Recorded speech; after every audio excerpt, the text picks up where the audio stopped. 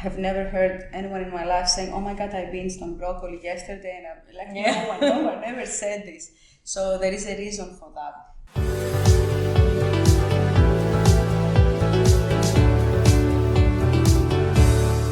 And welcome to this week's episode of It's Pretty Simple, a podcast about health, wellness, fitness, and nutrition.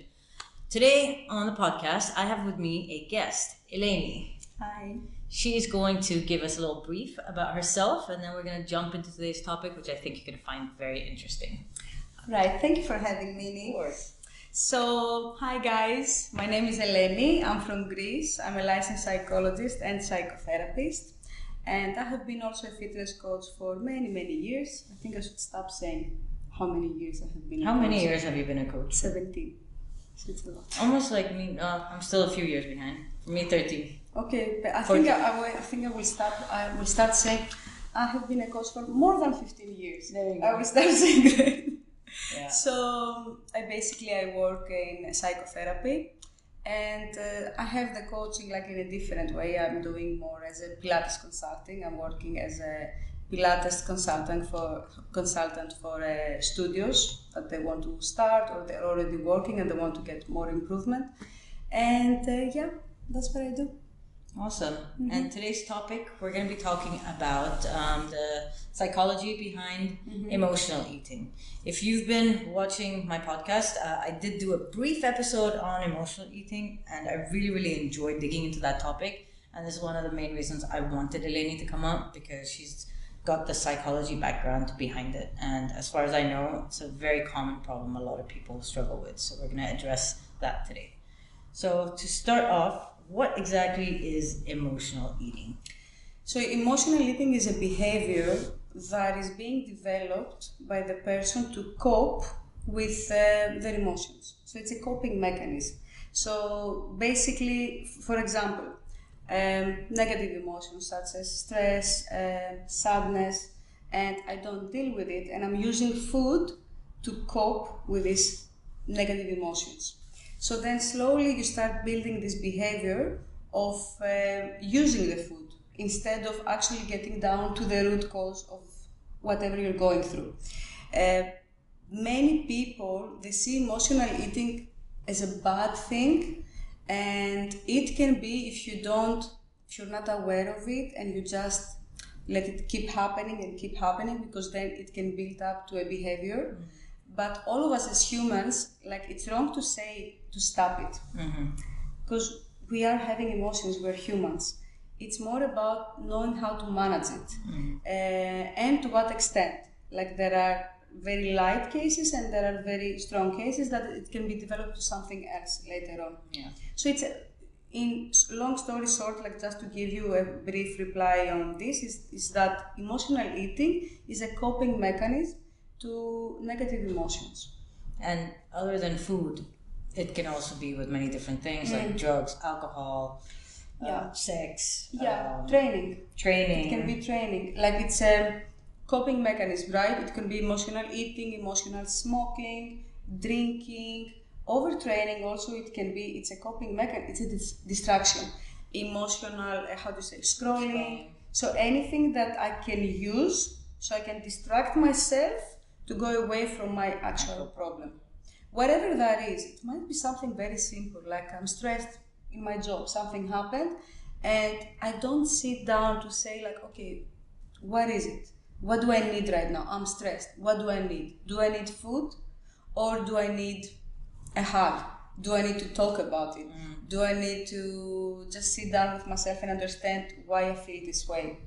So people seem to, without saying this, like, to I don't mean that we're throwing, that people are having a fault on this, but it's life, how it's built up.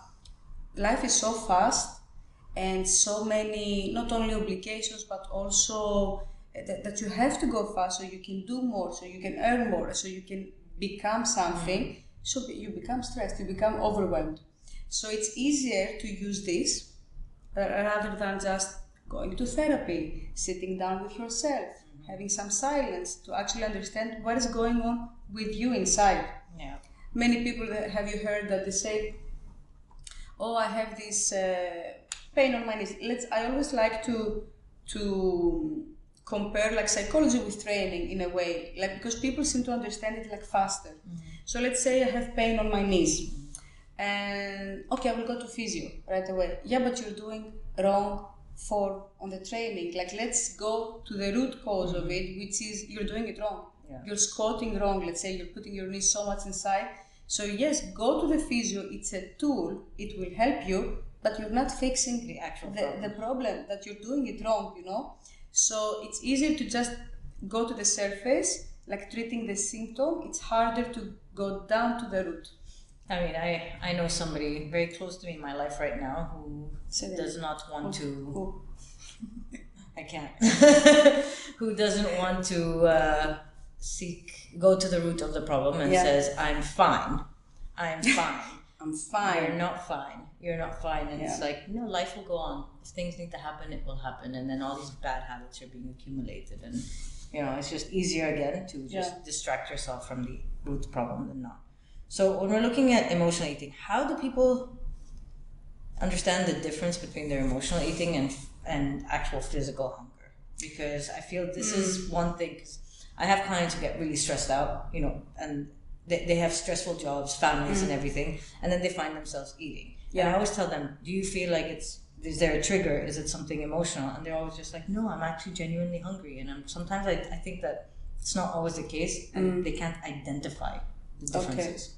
Because it's not a serious stress. It could be something minor. Stress can have levels, like and you can feel it in your body or not. Like, it doesn't mean that like there are levels, of how, and we have like stress, like small, like like sorts of stress, like even in our day-to-day lives. We're not living in a mountain, in a cave, dealing only with ourselves. Yeah, exactly.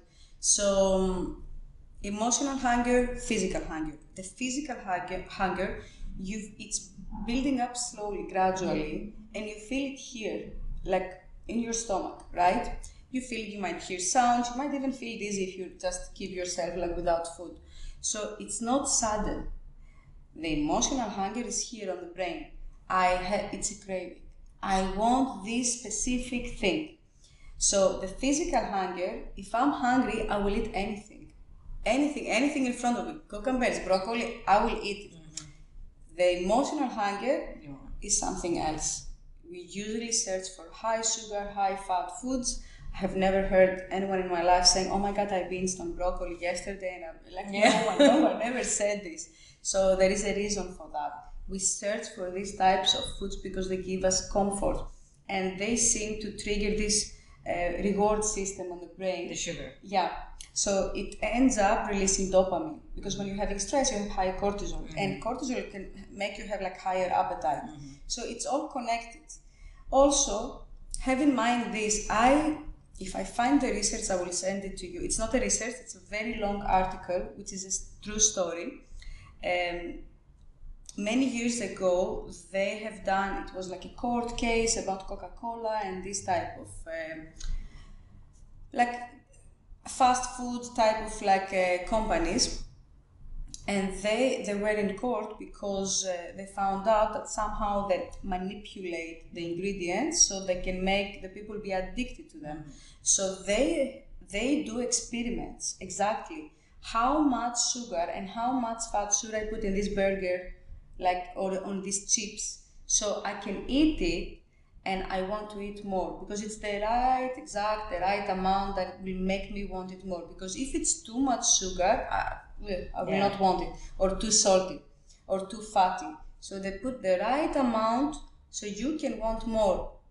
I myself, I cannot eat one chip. Like you, I don't know anyone that can eat one chip. I never buy chips because of that. It's because they're made that way. That's what people don't understand, that it's not just you that you take this thing. It's because they're made that way. So there is this part that yes, the physical hunger is something that builds up slowly, and anything can satisfy me. That being said, if I have in front of me a burger that has the potatoes, which a burger is not that bad by the way, but it's like the fries and like the sweets and everything in front of me, and I have a salad, most probably when I'm hungry, I'm like lion, like we're like this, like animals. I will go to the high sugar. This will give me will make me feel so fast good. It will make me though. This is temporary. Yeah. Then it will go down. Then you will want it again. The glucose spike. Bravo. Exactly. So it has to do also with how our system works, right? And you have this other part of the environment. So yes, emotional eating, but what is my environment? If I keep having next to me chocolate and chips and all the foods that they are triggering foods, it's very hard. You will be 1 time strong, 2 times strong. The 3rd time you will come to the house stressed and sad and being upset for anything, and you will say, I just want to feel good now. So you will use the easiest. Your brain doesn't want to hustle. Yeah. Same thing in training. You train the last 3-4 hours. I wish I would stop now. Yeah. If someone pushes you, you keep doing it. It's here. Your body can keep going. So it's all about the brain. So if I have it in front of me, of course I will want it. Yeah, that's true. I mean, I started doing this thing where I really, when I first moved to Spain, and obviously I was stressed because new life, new place, new people, and I was lonely and everything, and I started a habit of eating ice cream. Either Ben & Jerry's or Magnum, and it became a daily thing. Your company. Yeah, daily. Yeah. And then I realized, I've never been somebody when I'm emotional and sad, I've always just not eaten. I was never somebody who coped with food. Okay. So I started to pick up that this is becoming a problem. You started being aware of it. I started becoming aware, exactly. Yeah. So what I started doing after that was, I stopped buying the ice cream, and after dinner was usually when I wanted it, Okay. So I stopped buying it, and then after dinner I'd sit, okay, now I want ice cream. Then I think I have to actually get out of the house, go to the shop, and buy it. You did the best, you did the right thing. So sometimes I still do, and when I do make that effort, it means I really do want it and I'm gonna have it. But that's good. Maybe 1 out of 10 times I'll actually go downstairs and buy the ice cream. Because it takes around 10 to 15 minutes for the craving. Yeah. For this on the brain. So this is what it takes. That's why it takes awareness, what you did, being aware that what is this habit that I'm building now here. But if you kept going, it would be a behavior. And it would be, the longer it stays, the harder it is to break it. You can break it, but it takes time. So you became aware, and then what did you do? You adjusted your environment. You said, all right, I'm not having it next to me, it's there. You gave the permission to yourself to have it, but I'm going to go out of the house, I'm going to do all of this process and take it. And then take it. If you tell your brain, the brain does not understand negatives. If you tell your brain, don't eat the ice cream, now in my brain I think about ice cream.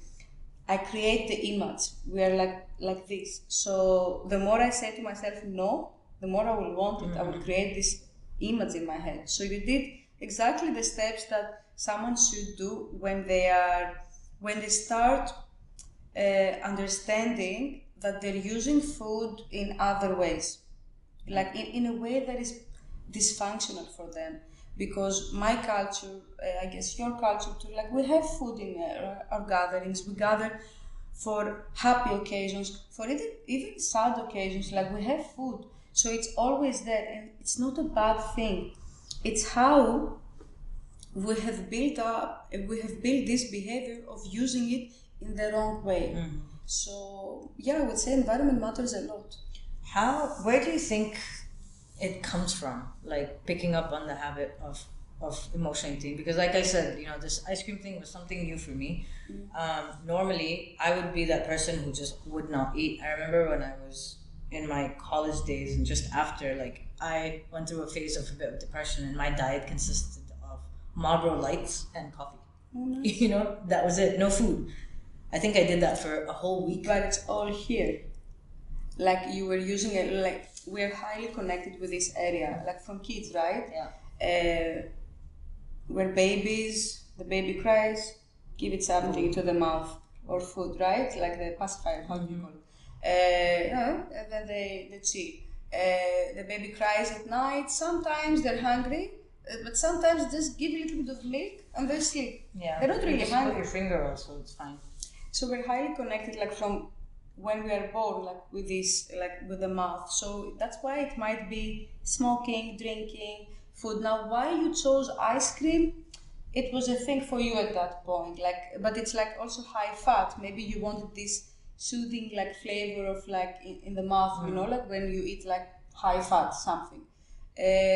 But your question is why we develop? Yeah, like, you know, some people will have no cravings and can just starve themselves, while other people will just gain so much weight. It's different. How do you say? Not different behavior. Other people, they might go and run, overtrain, which has happened. It has to do also with how you were raised, like how we use food in the family. What is the relationship with the food in my close environment? I have cases that food was always an issue from a young age. Don't eat, don't gain weight, don't. So they ended up wanting it so much, so it became their company because they shouldn't have it a lot. You shouldn't gain weight, you know, like forcefully. So they developed this relationship with food. It's like my friend. So that's how it was for them, like emotional eating. For other people, it was emotional drinking. But it all comes around here. Some people might stop smoking and then start eating. So it's like, it's highly connected. Now, why someone is choosing this certain food instead of other, like this is also has to do like with your, you know, what do you like more? If it's ice cream or if it's like chocolate or something else. Sweet or savory. Yeah. Because I have a client who has a problem with chips. And that's her go-to. Like, and it's like work stress, chips. No time to eat, chips. Okay. Anything, chips. The chips though, because they have this crunchiness or something that is very chewy, we have these muscles here that when we activate them here, they make us relax. So this has also an effect. That's why we search for like crunchy stuff and chewy, this type of things. This has a point, yeah. It's the muscles here. Don't remember in English how you call them. This is your jaw, no? Yeah. The jaw muscle. Yeah. Like around the mouth. Okay. So it affects, yeah. Now you will tell me why we don't use carrots and cucumbers. Because high sugar, high fat, high energy, high dopamine, no? Yeah. I mean, I saw on a thing where somebody said if you want to identify between whether you're actually physically hungry or this is just, or you're not, and it's just emotional, go have an apple. And if you don't want that apple, you're not actually hungry. Yeah. You know, there's no physical hunger there. Because like you said, you would eat an apple if it was in front of you. Yeah, you would eat anything. When you're hungry, you're eating anything. That's why it's good to always somehow be prepared in the house, like with things that you like eating to make you feel good after as well, not just during it. And the physical hunger is something that anything can satisfy. The apple example is good, or you can ask yourself like, okay, I'm hungry, I have this idea in my head, I want to eat the chocolate, okay? It came to my mind now, okay? So you need to stop there and ask yourself, am I really hungry? Okay, if it's yes, can I eat a salad? Can I eat whatever? I have food in the house. If the reply is no, then that means you're not really hungry because you have food, you have options. Then it's a craving, it's more emotional. And I think to this point we need to a little bit touch the part of is it okay to eat every now and then emotionally? Yes, I think it is. It is. I think like we have, and usually this happens, diet culture, fitness industry, strict, you know, you shouldn't eat, you shouldn't, and then you end up overeating, which is a different thing. Like they're connected, but I can emotionally eat a chocolate and I can eat a box of chocolate. Yeah. And this can end up to something very, very, very different. So I think like it's okay to also mention this here that there are levels and we are humans and we might eat emotionally like every now and then, but it's to what extent and how does that make me feel after? If you are guilty, then this is something else we need to talk about. I think guilt is a big thing, especially with women who are on a journey to lose weight. The guilt is the biggest problem. The guilt is part of this cycle that if we don't break it, it will not stop. How do you break free from it? So we have a cycle, right? Like, okay, let's take a case. Let's say we have someone that wants to lose weight. They started, they have the meal plan, everything goes on point. Something happens in their day, they become stressed, upset, they come back at the house and they order, which like we are in Kuwait right now that we're shooting this, so we're in Kuwait, they order, the food comes to the house, burger, and then on the side like the sweets and everything, like big amount. I'm eating, I'm not understanding what I'm doing, it's just, I'm not even feeling what I'm eating, I'm done. There is a possibility that that person might not even feel good during it, because it has been observed by cases that they are having overeating episodes that they're saying, I feel seconds, like mostly like while I'm waiting for the food, I feel excited. But when I start, like it's seconds that I feel pleasure, and then I'm on the autopilot. It's done, the food is done, then I feel guilty. And then I start having other behaviors such as like, I'm gonna overtrain today, I'm gonna starve myself, I'm gonna go run, or other things that can lead to other behaviors, or even it can lead to an eating disorder if you're not aware of it and if you don't really go down to the root of it. So this is a cycle, and if it keeps happening, and if I keep finding comfort in this, it will build to a behavior. I need to find something in this cycle to break it. Now, every person is different. I always like to tell to my people and to anyone that I'm talking about this, that you have to be aware of it, to understand where is it coming from, and you have to have ready a toolbox. A toolbox that, yes, when it happens or before it happens, I use it. I open my toolbox and I say, okay, I'm gonna go have a warm bath now. I'm gonna chill because I'm stressed. I want to relax. I want to calm down my nervous system. A warm bath, a light walk, not something intense. A bit of stretching, a bit of Theragun, taking on a call with a good friend. It makes me feel calm. Something that makes you relax, putting your candles. Just be gentle to yourself. So usually this is where the guilt comes. If you don't do this, that means you're not really loving yourself. So that's what I would say, that you need to find this small point on this cycle to break it.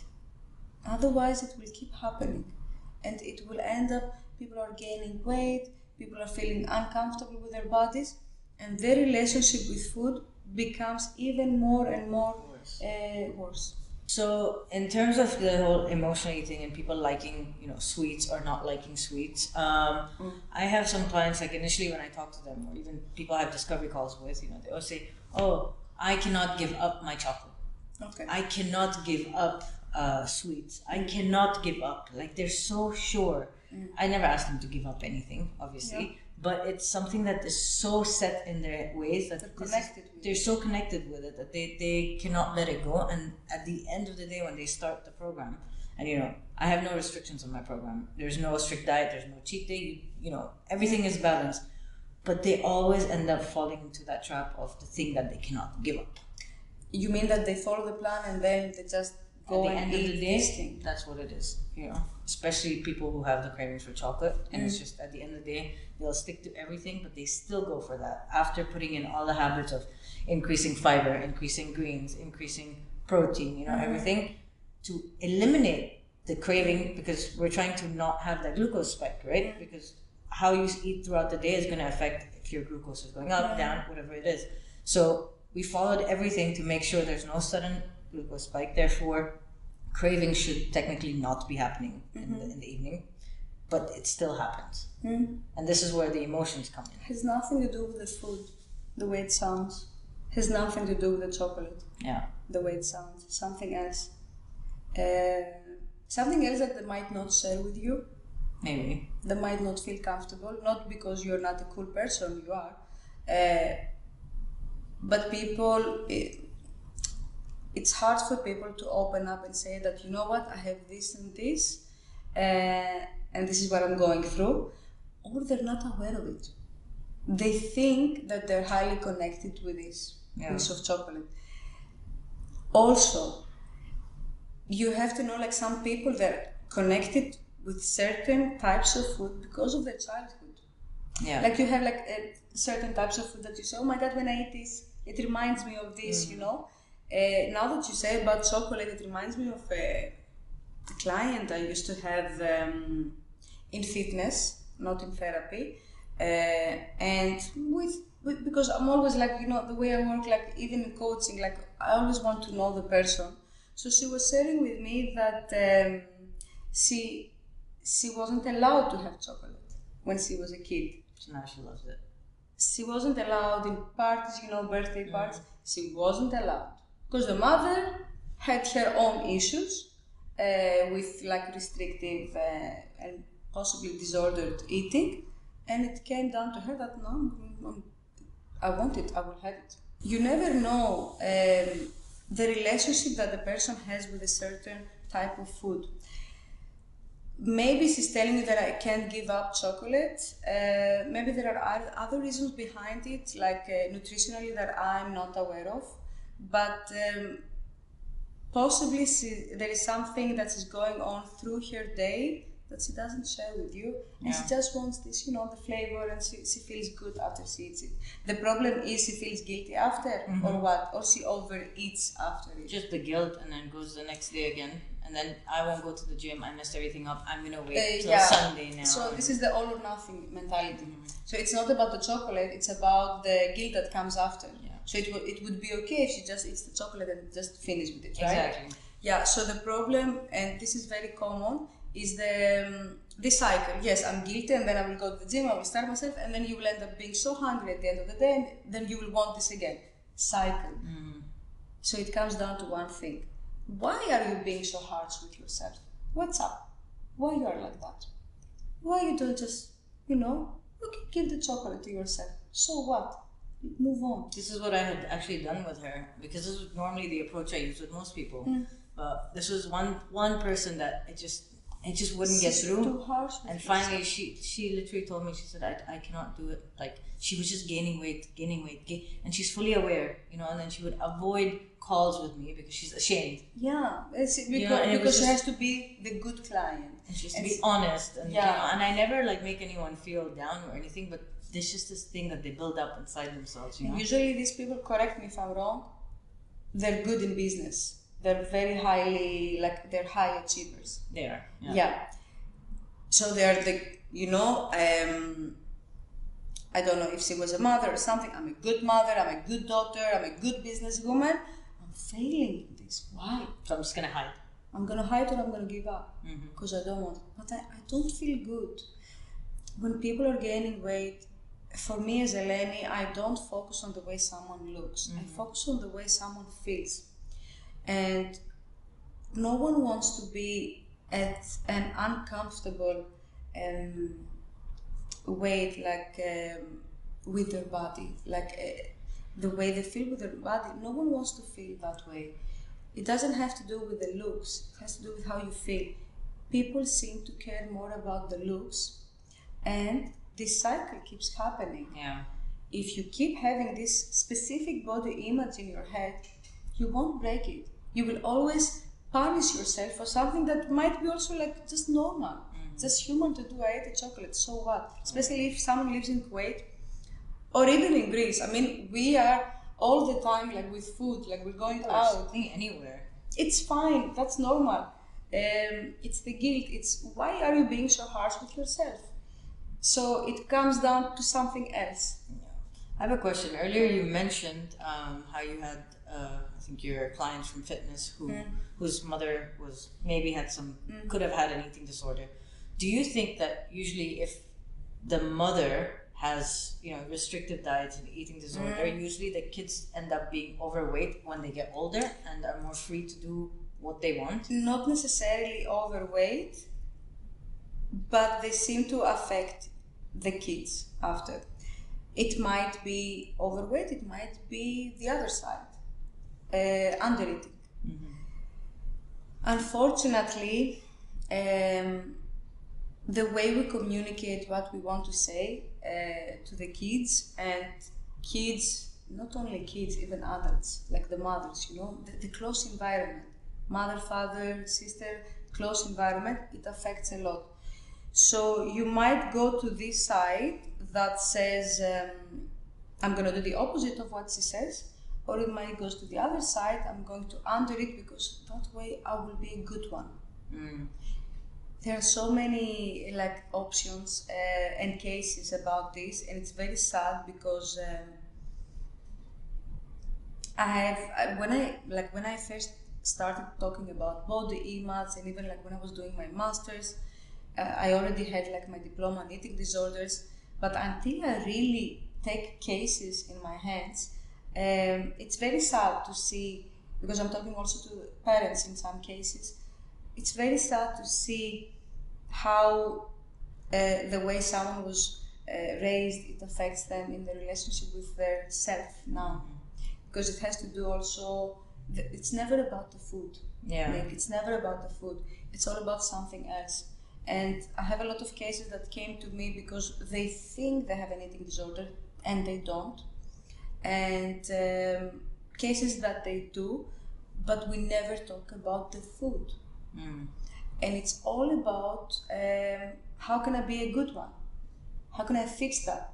So self-worth is usually the issue. There is nothing to fix. Yes, we can improve. We need to stop some behaviors because it will affect your health. And it can be very serious. But how do you feel about yourself? Self-worth. Do you have self-compassion? Because usually people have compassion for others, not for themselves. So back to your question about the mother, it can go both ways. And I have seen both ways. I have seen both cases, and I remember now from for this research that I've done in body image in women in Kuwait, I will not forget this girl that she said, my family, when I was raised, we were not with this food. My mother was telling me, how did she say? My mother was telling me, you go run and then you come eat your food. While being in this event, there were so many people, I was listening to it, and this is wrong. This is wrong. Reward. Yeah. That girl, she is a professional, and she's not aware that what she's doing is not okay.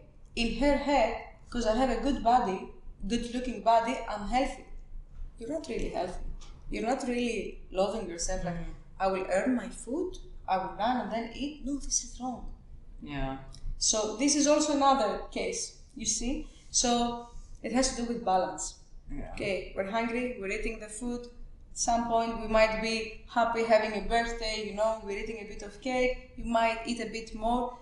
That's it. If later on you feel guilty about it, this is something we should look at. Yeah, I mean, it's like when I was working here at the gyms before, I would see girls coming in and doing 2 classes, and you tell them, why are you doing 2 classes? 1 is enough. And it's high intensity. Why are you doing 2 classes?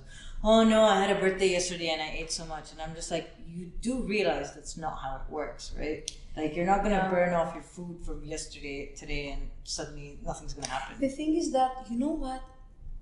Maybe they're not aware, because not everyone is educated. But it's still guilt, right? no? But it is, she was guilty, but I mean, maybe she wasn't even aware of what she's doing. She's not educated in that part. And on the other side, this is what everyone is doing.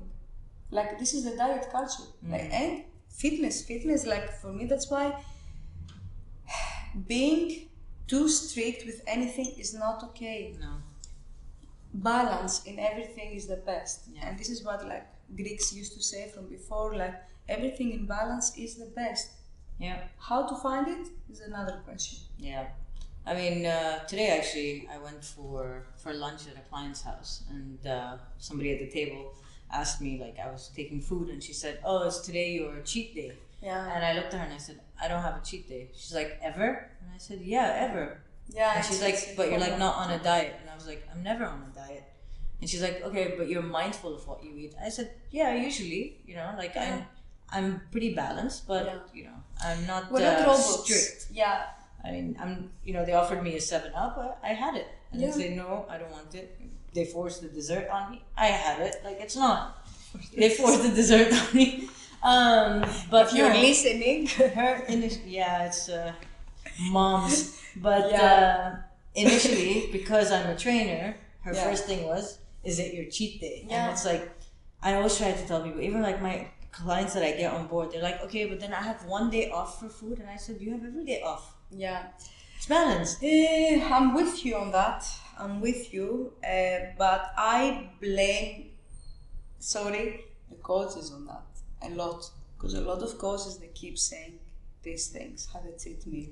Have a cheat day. People still say that today. I get it. Like, people 10 say years that ago, a yes. lot. Okay. I'm someone that I believe I'm from the first people that started years ago talking about body image in Kuwait and bringing this outside in group discussions about women. And I believe that talking about eating disorders in the gyms.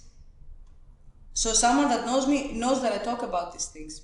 Even to this day, I have people that know me, not a lot, but still, and see now how it works. So they will see me and say, "Oh my God, you lost weight. You look so skinny."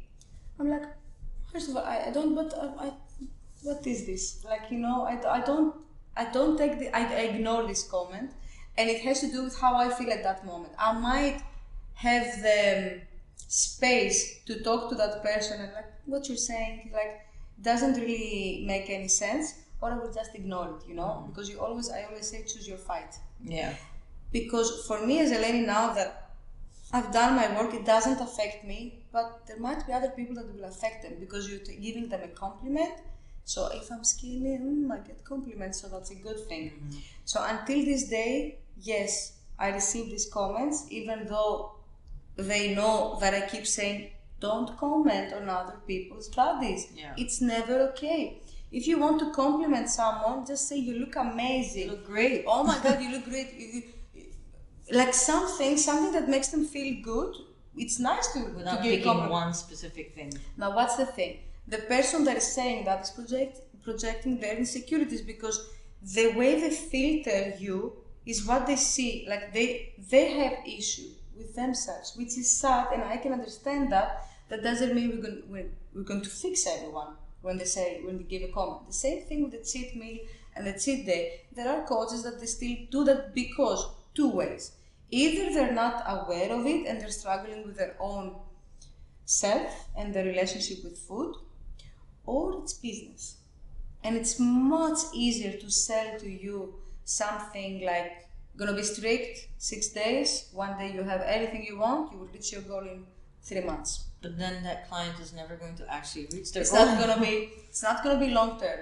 Yeah. It's gonna be short term. You can reach that. Of course. I mean, I always tell people, I can make you lose weight in a month, everything. But I would never do that. It's not lasting, like it doesn't. It's not unhealthy. Gonna last. And don't get me wrong. I've been there. I've done that. I've done it too. The reason why I first got back into psychology, because I studied psychology, I studied fitness. I thought that my career, my path is in fitness. Then I came to Kuwait and I was like, oh no, back to psychology. Then eating disorders. Why? Because I saw that my people are not losing weight in the gym, they're killing themselves. Why? Because there were other things from the back.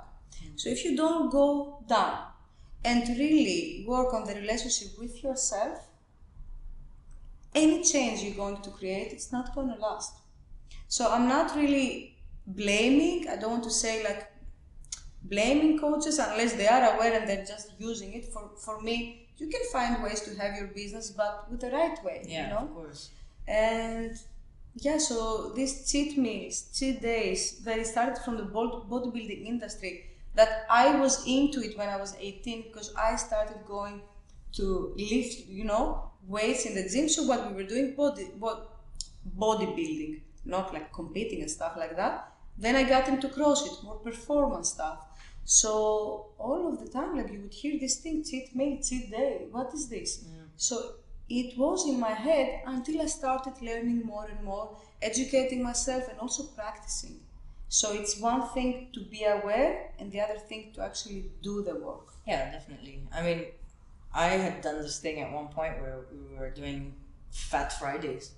Ah, You yeah, I know? remember that. And it was like cheat meals, like cheat day, a Yeah, whole how cheat did that day. go? The last one was horrible. I remember we did a competition of who can eat the most burgers. I won. I felt very sick, and then the thing was. Oh my God! But the thing was that I don't think you recovered until the next Friday. And to be honest, at that point, I was already not doing cheat meals. It just became this funny thing. Yeah. But then I realized, like, also I wanted to stop doing it because I realized that it's not actually showing what it's not me practicing. It doesn't represent me at all, because I always tell people no cheat meals, and there's me going Fat Friday. You know? So I put a stop to that. But yeah, I mean, that was quite intense. We all go through phases, and we're all learning. Like no one is perfect.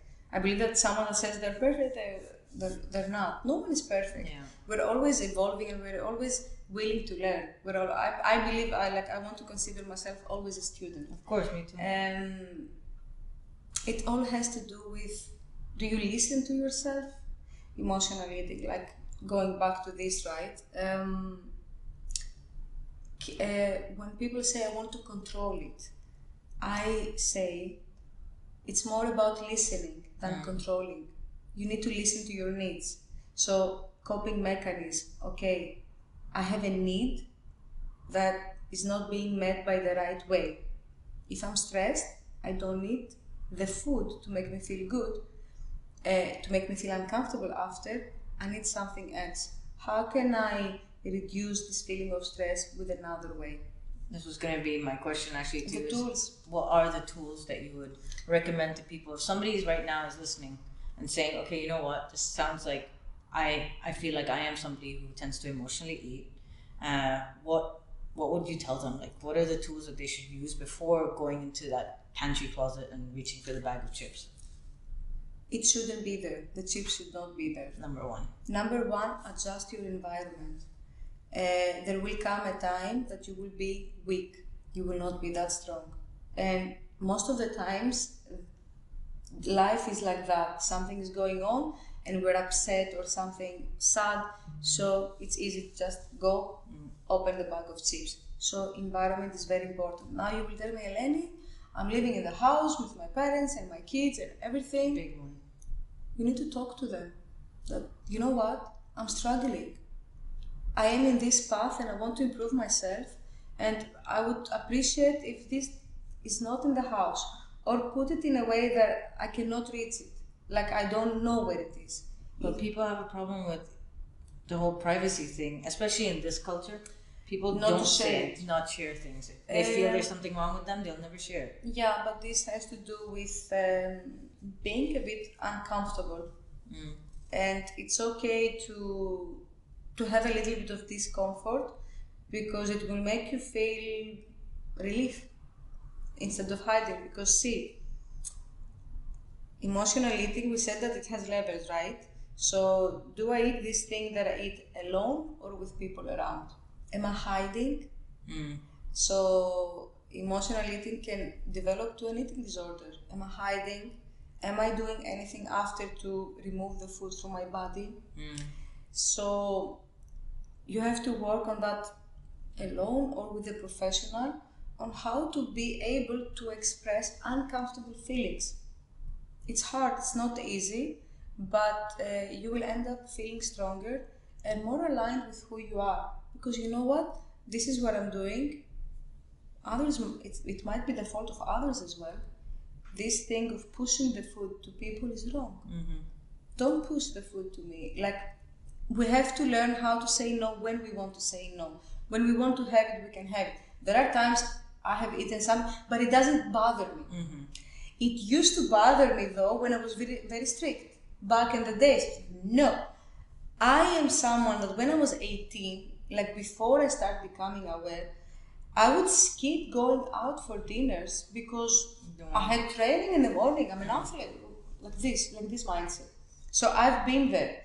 Now, if someone pushes the food to me and I don't want to make them feel sad or anything, like, this thing, we have it in our culture. We just have it like I don't mind. It doesn't affect me. I'm not punishing myself. But you're not going to go home and feel guilty. This is the difference. I'm not going to feel guilty. Yeah, because it's fine. It's fine to eat. It's not fine when you overeat something that doesn't make you feel comfortable and then you feel guilty after. Mm-hmm. This is what's not okay. You need to give permission. So going back to the tools, I would say environment. Second, mindfulness. Mindfulness is anything that makes you stay present at the moment. So it might be a little bit of meditation. There are also guided apps. Meditation doesn't have to be extreme. You can do 2-3 minutes. It might be exactly what you need at that moment. Because if you tell someone now start meditation and you tell them 10 minutes, they will say no, I can't stay even 2 minutes alone without my phone. Yeah. So it's very hard. I would say start with one. Yeah, start with one. Yeah. Gradually go where you want it to go. Praying, any type of prayer that might help you just get back to yourself. Warm baths, they help a lot. Candles, just stay a bit, putting some chilling music, something that will make you relax. Spa music. Make yourself, spoil yourself. Treat yourself in ways that make you feel good after. Eventually this craving will go away. And if it's still there, have the thing. Have it. You have the freedom of choice. This is very important. If I feel that I'm free, I can choose whatever I want, I won't keep having it in my brain. Mm-hmm. But if you tell me, you must not eat pizza, so I was like, I can't wait the day that I'm going to have this pizza. And I will eat all the pizza. But this is another thing. I feel like a lot of people who, I used to be like this, where I would restrict myself from eating things or something like that, but there's nobody telling me to do that except myself. I'm putting a restriction and I'm afraid of myself. And I realized that one day when I found myself in the bathroom eating a Kit Kat. Because I chose to put myself on a carnivorous diet, which was disgusting. And everybody in my house was like, what are you doing? It's so lame, And I said, no, I'm going to do it. And I was hiding from who? Who was I hiding from? Myself. So what were you feeling? Like, let's say when you were hiding, if someone would see you and you were eating it outside, how would you feel? Nothing. So it was about yourself. It was about myself. So I'm putting rules on myself and I'm not breaking them. It's one thing with discipline. Yes, I need to get my training done. I need to get this. I need to be a good one. But this was a weird thing and my brain doesn't work like that. So when I realized I was in the bathroom eating Kit Kat, that was when I was like, I'm not doing this diet anymore. What the hell? So, because you're usually you're strict with yourself, you need to get it done. I have to be perfect. I used to be on the all or nothing. Yeah, the all or nothing. And it doesn't go well when you're all or nothing. It doesn't go well. I love the balance, but it's so nice being in balance. So nice. I love it. When you find it. Self-compassion. Yeah. So I would say 2 things. The toolbox is good to be there. We don't have things in the house that they're triggering foods. And maybe slowly as you work on it, because in the beginning it's hard. Slowly as you work on it, you can have things in the house, you won't feel anything around them. Yeah. And this is how the food is not using you, you are using the food. And that's it. Yeah, it switches. That's how it is. Food does not have control on But you really need to give permission to yourself to be human and to have the freedom of choice. And go to professionals. When there is something, I always say, people, they ask me, why should I come to therapy? When is the right time to go to therapy? The time that you're asking yourself, should I go to therapy? Is the right time. Is the right time to go to.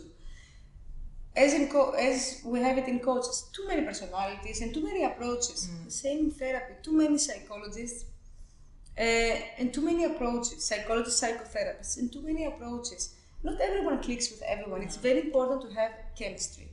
I would say, other than having the educational background, which is very important, it's the chemistry and to feel that the person in front of you has empathy so you can actually open up. Have that, have the toolbox, your person, the professional, will help you get there. And just be kind to yourself. We all have our moments, no one is perfect, and being kind to yourself will end up making you feel that you're more functional in your day. You won't feel that you're running to catch something, which might be something that you put yourself into. Exactly. I think those were the most stressful days of my life when I used to set all these goals, and I also had a habit of oversetting goals and checking that, and then at the end of the day I'd just be so disappointed in myself. And then I got myself a coach, and we would talk, at the end of the week, and she'd be like, so what did you achieve this week? And I'm like, nothing. And she said, okay, now tell me what you did. And then she's like, you do realize you're doing a lot. And I'm just like, I don't see it because there's nothing big. This mentality, it took me a lot of work to get out of it, and I've seen it impact the way I eat, it's impacted the way I train. I'm not crazy, I have to go and do 6 days at the gym. I listen to my body, what makes me feel good. And the weird thing is, I'm feeling the healthiest now, more than I did when I was at the gym 7 days a week, eating properly, everything. Right now, I'm so well balanced. I'll do 2 or 3 strength sessions, I'll do my cycling, I'll do my running. I feel great. And I don't feel, okay, yes. At some point, sometimes I look at myself in the mirror, especially after, on vacation or something, and be like, oh God, what happened? But then I also know that... You had fun, that's what happened. Exactly. But then I also know that it's not the end of the world, Like you said, I had a great time. It was totally worth it. And as I go back into routine, I'm not going to kill myself. I'll just go back to the old form by default. Because right now, I'm living life not in my routine. But once I go to routine, things go back to normal. So I've learned to be kind on myself now in that sense. That's important. And it's not an easy path, right? No, not like at all. You went through phases until you get there. Yeah. And then also with eating, my mom, in this house, every corner has chocolates. Yeah. And I thought I had a problem with chocolate. Like I said about my clients, I just remembered actually I was the same, that chocolate is one thing that I can, it's just, I need to have a piece every night. When I left to Spain, I said, I'm not going to buy any chocolate in the house and see what happens. From the day I got there, after eating every night a chocolate here, I didn't even crave it at all. And then I came back here to visit my first trip, and the habit was there again because it's related to my pattern. Go into my parents' room, say goodnight, the basket next to the door, take the chocolate, go to bed, Now again, I picked up on it. The basket is there. I haven't touched it for 2 years. Yeah, because you became aware of it. You see, there are so many things around it. The first is awareness, and then we start from there, and we go down to the root of it. Because we can do things to, let's say in the environment, it's like dealing with the symptoms, like the surface. Yeah. But the root of it is what will really make you have the lasting change. Yeah, because my mom wouldn't move the chocolates. I told her to, she wouldn't. She doesn't want. It's my house. Yeah. Yeah. So this happens to a lot of houses here in Kuwait. The mothers, they want to have the things everywhere in the house, and that's fine. But it's just really hard for a person that starts and a person that is in a young age to try to make the changes when everything is around. So it needs a support system. A support system can be a coach that is aware of these issues. It's very important to be aware of that as a coach. I always kept saying, and that's why I was talking in the gyms, that the coaches need to start being more aware about the psychology part. And from the other side, many psychologists should start being aware of the fitness part in life, we need to bridge this gap. Definitely. I work mostly like that, with my clients as well. It's not about the training and just the nutrition. I always want to know what's really happening in your life, because if you tell me you're having these problems, I can't help you if I don't know, because it's not like you said, it's not the food that's the problem, it's something else. So let's talk about it. And touch wood, most of my clients are very comfortable with me to talk about things. Yeah, because you make them feel comfortable. I believe that you make them feel that you actually listen. This is very important. So the support system. Find someone, a professional in mental health, to help you with that. And find a coach that they can understand. And talk to your people, making small steps. This... especially the professional in the mental health will make you feel stronger, so you can actually take the steps to do it if you want to. And then steps can happen slowly. The toolbox will be there and it can be as big or as small as you want. But from my experience, going back to the basics helps a lot. So in the toolbox, I would have go outside and walk, take some vitamin D, drink your water, just a bit, 1-2 cups, like more than what you're used to, like not a lot. You don't want to make the brain feel that, oh my God, now I need to do a lot of things, because they will end up not doing it. Wake up and brush your teeth and have like your routine, which sounds like, oh come on. Yeah, there are people that they will feel so sad or like so down that they might not do it as they used to. Going back to the basics. So take care of you, have your support system, and don't be afraid to go down to the root of it, because this will just make you have the lasting change in your relationship with food and at the end of the day with yourself. That's the most important. Yeah. Having a self-compassion. Self-compassion, in loving yourself no matter what. I think, especially in like culture here and also like in my culture, it's a lot about what the society thinks and what the people think, and so we just tend to lose sense of ourselves because we're so busy trying to please the eyes of another person, Well, you have a choice to make. This life is yours and it's short but sweet, so you can choose how you want to live it. You want to live it for you or for others. So it has to do with that. Self-compassion and self-love. It might sound oh come on, I don't love myself, I'm overweight and I don't feel comfortable. Okay, but if you don't love yourself now, you won't take the steps to improve how you are, your relationship with food and yourself, and you will end up going to the same cycle. So you need to start now. You need to start from this so you can actually feel better. You can look better in any way for me. Like it has to do with confidence from inside. So that's it.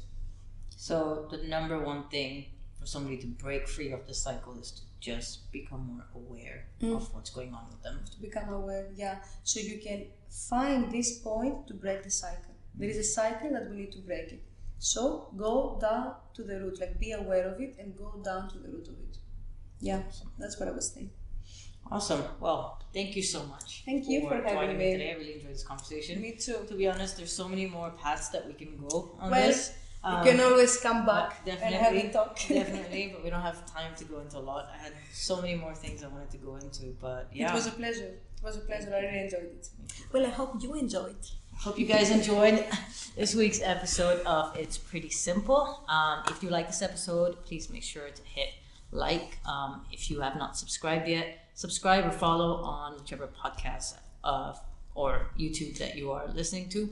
And I will put Eleni's credentials at the bottom in the description.